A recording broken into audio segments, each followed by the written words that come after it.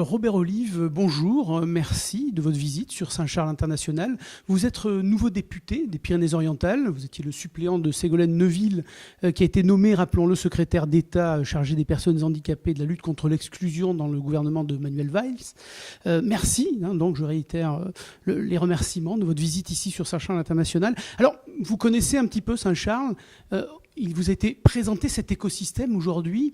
Qu'est-ce que vous pensez de cet écosystème qui a été mis en place il y a un demi-siècle ? Alors déjà, merci de m'accueillir sur ce site de Saint-Charles, en effet, que je connais un peu.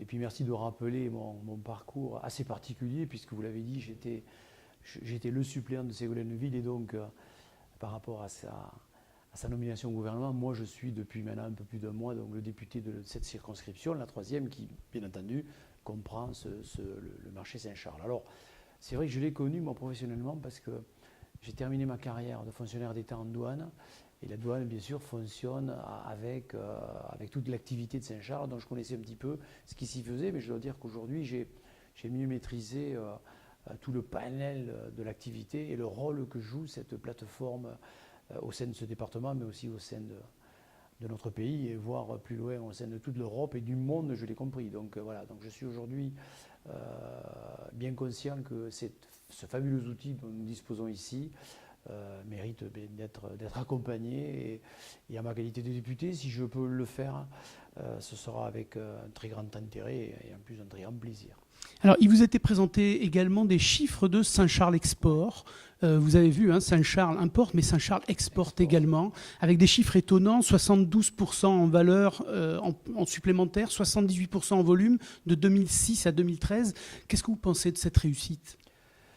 Alors déjà aujourd'hui, tout le monde parle de l'export nécessaire à la bonne vie économique des pays, donc tout le monde recherche un petit peu plus de l'export, et je constate ici que Saint-Charles sait le faire. Saint-Charles le fait avec des chiffres qui m'étonnent. D'ailleurs, je ne pensais pas que c'était à ce niveau.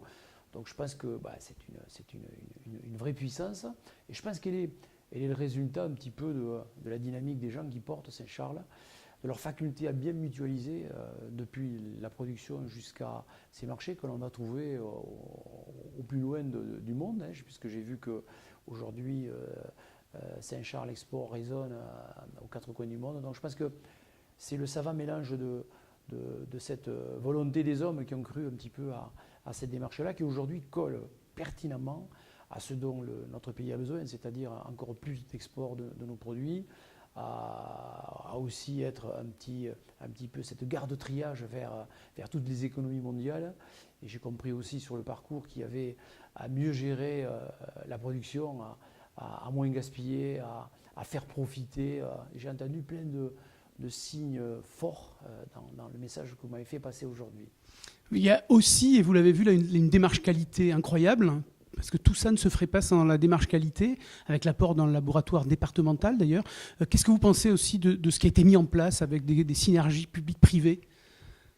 Écoutez, aujourd'hui, la démarche qualité, pour moi, est inévitable. On ne peut plus commercer au niveau mondial si on ne vérifie pas que le produit que l'on va commercer rassure le consommateur. C'est clair, il y a des pays qui, depuis déjà pas mal d'années, les pays nordiques, scandinaves, voire allemands, veulent bien importer, mais des produits certifiés, des produits garantis, qui ont même subi une analyse. Donc je crois qu'on ne peut pas éviter ça, et que Saint-Charles ait cette expertise, avec d'ailleurs une personne, j'ai noté, recrutée, une qualiticienne qui est là pour vérifier que tout ce qui va partir d'ici s'inscrit dans les normes et va rassurer un petit peu tous les consommateurs, me paraît être une démarche fondamentale. Et je crois que pour ceux qui ne l'auraient pas compris, il faudra que l'on change certaines habitudes. Mais voilà, Saint-Charles l'a bien compris.